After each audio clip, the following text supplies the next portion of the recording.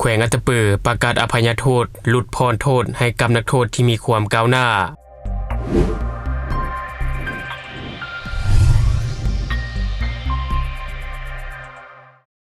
สบายดีท่านผู้ชมยินดีต้อนรับเข้าสู่รายการ Talk the New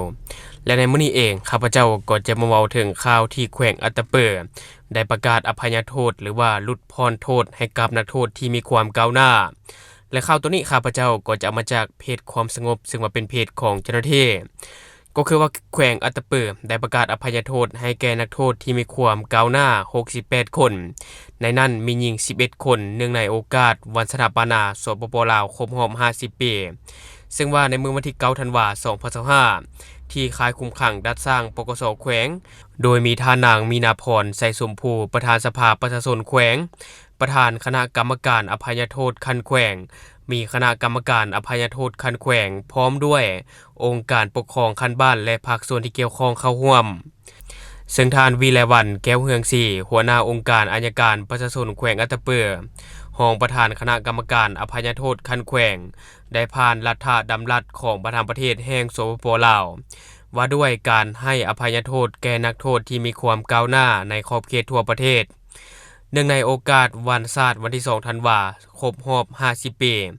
ซึ่งประธานประเทศได้ตกลงให้อภัยโทษแก่นักโทษในทั่วประเทศ 2,858 คนในนั้นมีหญิง362คน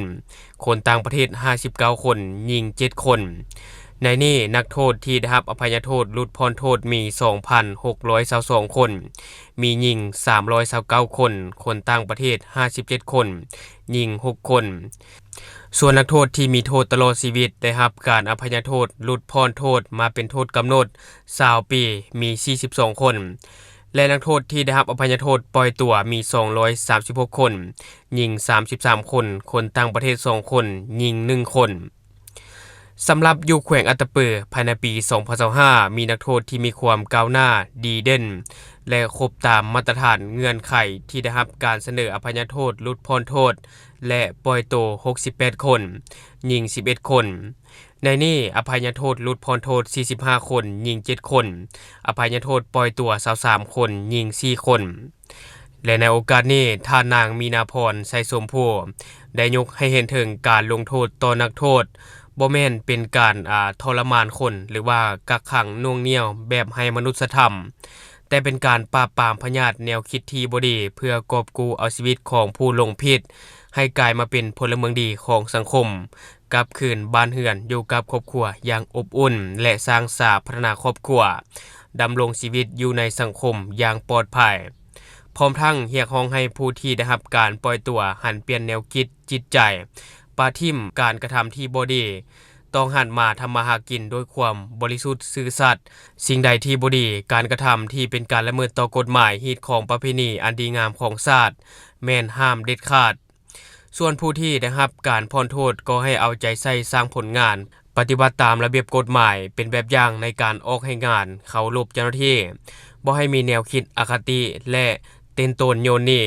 เพื่อให้มีโอกาสได้รับการพ้นโทษในปีต่อไปและพร้อมกันนี้ก็ยังเรียกร้องให้พ่อแม่ญาติพี่น้องของนักโทษองค์การปกครองเมืองบ้านเจ้าหน้าที่ปกส.กลุ่มบ้านปกส.เมืองบ่อนนักโทษอาศัยอยู่ต้องมีการติดตามกวดกาพฤติกรรมการประพฤติการกระทำการกระทำของนักโทษที่ได้รับการปล่อยตัวเอาใจใส่ศึกษาอบรมเพื่อให้เขาเจ้ามีความเข้าใจเกี่ยวกับแนวทางนโยบายของพรรคและกฎหมายของบ้านเมืองเพื่อให้เป็นคนดีของครอบครัวและสังคม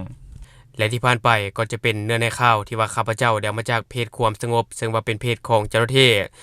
ต่อกับการอภัยโทษให้กับนักโทษที่มีความก้าวหน้าซึ่งว่ามีการปล่อยตัวนักโทษเนาะมีการปล่อยตัวนักโทษเนื่องในโอกาสวันเฉลิมฉลองวันสถาปนาสปป.ลาวครบรอบ50ปีซึ่งก็มีการอภัยโทษกับปล่อยตัวนักโทษอันนี้ก็ถือว่าปล่อยไปหลายเติบอยู่ปีนี้เนาะท่านผู้ชมก็ถือว่าจบไปข่าวนี้และบัดนี้ข้าพเจ้าจะพาท่านผู้ชมไปติดตามอีกหนึ่งข่าวอันนี้ก็ถือว่าเกี่ยวข้องกับสิ่งเสพติดที่ว่าปกส.แขวงลงน้ำท่าเฮ็ดบทบันทึกศึกษาอบรมกลุ่มวัยรุ่นมั่วสุมดื่มน้ำกระท่อม6คนซึ่งไว้ในข่าวตัวนี้ข้าพเจ้าจะมาจากเพจหนังสือพิมพ์ลาวพัฒนาที่ว่าเขาจะได้ลงเอาไว้ ก็คือปกสแขวงลำธารรายงานในเมืองวันที่4ธันวาคม2025หน่วยงานสกัดกั้นและต้านยาเสพติดแผนกตำรวจปกสเมืองหลวงน้ำทาได้นำเอากลุ่มวัยรุ่นมั่วสุมนำกระท่อมจำนวน6คนมาศึกษาอบรมอยู่ที่กองบัญชาการปกสเมืองหลวงน้ำทาซึ่งว่ามีพลโทคำพิมพ์รอแสงเพชรรองหัวหน้าแผนกปกสแขวงหลวงน้ำทามีพนักงานที่เกี่ยวข้องพร้อมด้วยผู้ปกครองพวกมั่วสุมนำกระท่อมเข้าร่วมซึ่งฮอยโทลีทอนตรงวายาหัวหน้าหน่วยงานสกัดกั้นและต้านยาเสพติดได้ผ่านกฎหมายบางมาตราที่เกี่ยวข้องกับการปลูกและผลิตสมไซค้าขายจำหน่ายขนส่งและมีไว้ครอบครองนำไซพืชที่มีสารเสพติดส่วนประกอบสารตั้งต้นต่างๆที่บ่ถูกต้องตามกฎหมายจุดประสงค์เพื่อให้กลุ่มแก๊งดังกล่าวและเข้าใจระเบียบกฎหมายจำแนกได้สิ่งผิดและถูกรับรู้ได้ถึงอภัยโทษของน้ำกระท่อมที่เป็นภัยคุกคามต่อประเทศชาติและบ้านเมือง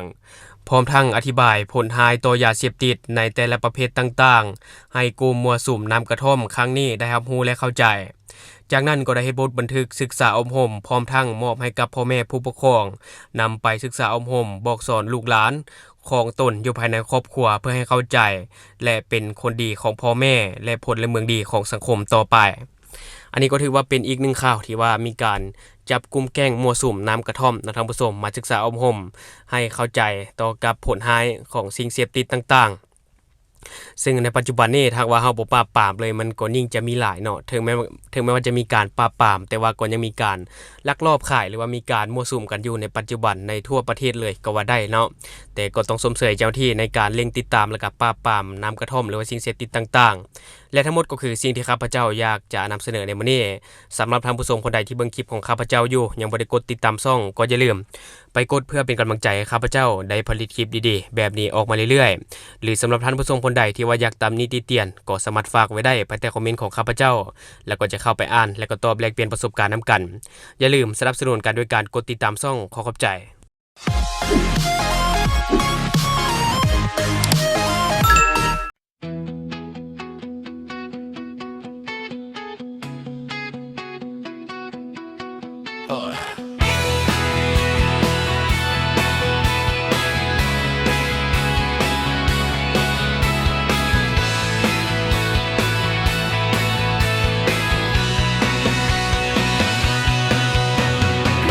ที่โลดลาว